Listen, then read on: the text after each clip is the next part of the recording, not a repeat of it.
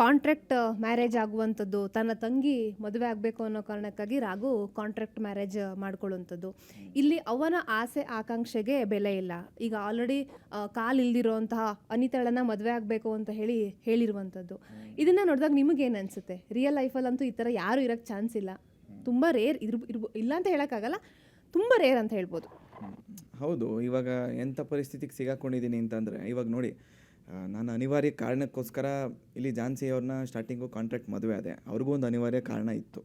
So ಅದೇನಿತ್ತು, ಒಂದು basis, contract basis 1 ತಿಂಗಳಿಗೆ ಅಂತ ಇತ್ತು. ಅದು ಮುಗೀತು.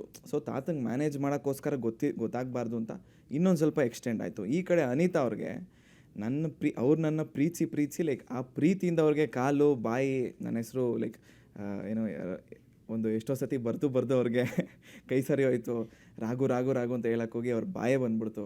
ಸೊ ಅವರು ಲೈಕ್ ನಾರ್ಮಲ್ ಆಗೋಗಿದ್ದಾರೆ ಇವಾಗ ಜೀವನದಲ್ಲಿ.